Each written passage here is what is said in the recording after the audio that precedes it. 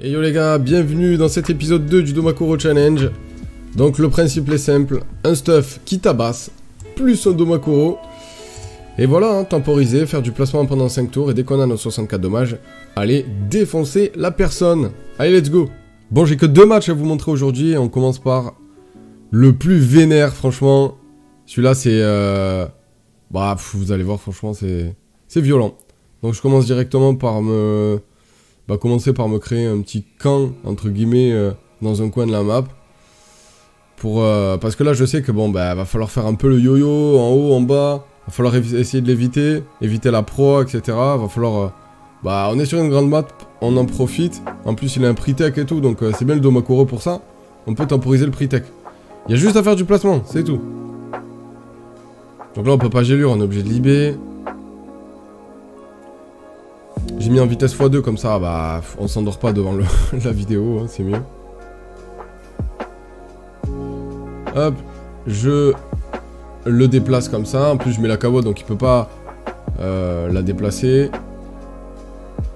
Et j'ai bien fait attention de frappe sur la kawa et pas sur lui. Puisque bah, il faut pas lui mettre de dégâts, hein, sinon on perd des dommages sur le Domakoro. Donc là, vas-y, on change juste de côté, en fait, y a pas... Il nous a toujours pas mis de proie, donc lui, il peut pas flair. Il peut pas nous avoir au corps à corps, donc logiquement, c'est bon. On bloque un peu les entrées et les sorties. Il pète la synchro, on s'en fout. On n'en aura pas besoin.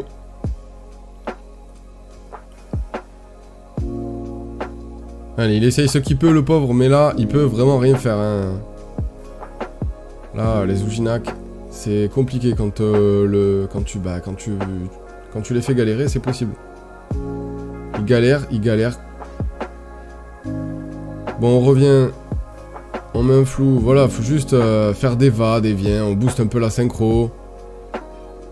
Voilà, on se booste en PA. Les dommages que je mets sur la synchro, ça change rien. Ça changera rien pour le Domakoro. Il est bloqué, il peut pas bouger. Alors du coup, là, voilà, il se transforme. Il va pouvoir mettre son état proie. Mais la fin du match est proche. La fin du match est très proche. Je vous remets en vitesse 1. Attention, ça va aller très vite. On est au tour 5, on a pris les 64 dommages dans tous les éléments. Donc là, j'ai un stuff Ekash, hein, donc c'est un peu... Bah, c'est bi-élément, c'est très violent. Donc, on commence par lui faire... Voilà. Des téléfrags. On avait déjà le glas à fond. Là, les dégâts sont incroyables, du coup, sur le glas. On peut tout recycler, on va pouvoir lui mettre un pendule. On clean pas le roquet, mais c'est pas grave, on n'en aura pas besoin. On recycle tout. Absolument tout, et le coup de cac pour terminer. Franchement, la violence du tour 5, c'est incroyable. Ben, ça marche bien contre les Uji, ça. Moi, j'aime bien, vraiment. Alors, deuxième match contre un Yop. Pareil, je vous ai remis en x2, comme ça. On fait pas une sieste devant la vidéo YouTube. Bon, là, je me booste en PA, mais j'en ai pas besoin, vraiment. Justement, je me suis dit... Vas-y, joue vite, comme ça, on fait vite passer le truc. Là, j'ai pas besoin de faire de placement, j'ai pas besoin de stacker de PA, j'ai vraiment besoin de rien, donc... soit je me déplace, soit je fais du placement, en fait, soit, bah, je passe tour, quoi, ça sert un peu à rien. Bon, moi, je suis un peu perfectionniste, j'aime bien faire les choses jusqu'au bout, donc je me booste en PA, je me déplace, j'essaye de... Voilà, d'avoir des bons placements. Donc lui, pareil, hein, comme le gars d'avant... Il clean la synchro, on s'en fout, c'est pas un problème.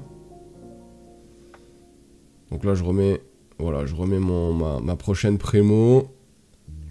Sur le complice, en même temps je le gêne un peu, j'ai fait exprès de le mettre là. Hein. Au moins soit il bon, soit il tue le complice, il utilise des PA, mais de toute façon il peut pas m'attraper là, il peut pas me toucher. Donc quoi qu'il arrive, le but c'est d'éviter de se faire toucher, on va vraiment essayer de pas se faire toucher et de faire du placement du coup.